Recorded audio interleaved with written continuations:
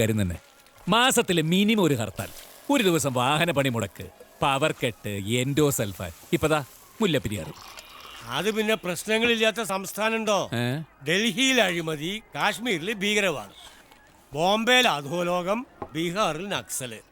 പക്ഷെ ഇതൊന്നും ഒരു സാധാരണക്കാരന്റെ പ്രശ്നങ്ങളല്ലല്ലോ. സാധാരണക്കാരന്റെ പ്രശ്നങ്ങൾ എന്താ? അടിസ്ഥാന സൗകര്യങ്ങളുടെ വികസനം. കണ്ടു പഠിക്കട്ടെ തമിഴ്നാടിനെ. ഓവർ ബ്രിഡ്ജ് എന്ന് പറയുമ്പോഴത്തേക്ക് ഓവർ ബ്രിഡ്ജ്, മെട്രോ എന്ന് പറഞ്ഞ് തീരുമ്പോഴേക്കും metro, IT corridor, textile park. അതിനിടയ്ക്ക് പൂട്ടിന് തേങ്ങാപ്പീര പോലെ 2G സ്പെക്ട്രം, ഭൂമി കുംഭകോണം. ഹൈ, അതൊക്കെ ഇടയ്ക്കൊരു തമാശക്കല്ലേ. സ്വന്തം കാര്യം നോക്കുന്നതിനിടയിൽ ഇവിടുത്തെ രാഷ്ട്രീയക്കാരെ ജനങ്ങളെ നല്ലോണം നോക്കുന്നുണ്ട്. അവിടെ എങ്ങനെയാ തിന്നയില്ല തീറ്റിക്കയില്ല.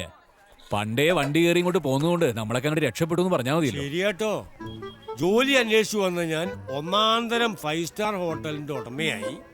സിനിമാ നടനാവാൻ വന്ന നീയെ ഒന്നാന്തരം തുന്നക്കാരനായി. വല്ലാത്ത രക്ഷപ്പെടലല്ലേ. അതെ, സിനിമയില് ഞാൻ ഈ ചെറിയ ചെറിയ വേഷങ്ങൾ ചെയ്ത് ഒന്ന് പച്ച പിടിച്ച് വന്നപ്പോഴല്ലേ ആ 2 അണ്ണന്മാരും കൂടി മലയാള സിനിമ മൊത്തം ഇവിടുന്ന് പറിച്ചെടുത്തോണ്ട് നാട്ടിലേക്ക് പോയത്. ഒരാള് കൊച്ചിക്കാരനായതുകൊണ്ട് പാതി ഷൂട്ടിംഗ് കൊച്ചിയില്, മറ്റേ അണ്ണൻ തിരുവനന്തപുരത്തുകാരനായതുകൊണ്ട് ബാക്കി പകുതി അവിടെ.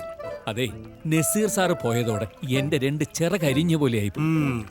ഏതായാലും അത് മലയാളികളുടെ ഭാഗ്യം. അത് അല്ലെങ്കിൽ നീയൊക്കെ നായകനായിട്ട് അഭിനയിക്കാൻ തുടങ്ങിയ മലയാളികള് സിനിമ കാണാൻ നിർത്തിയനെ.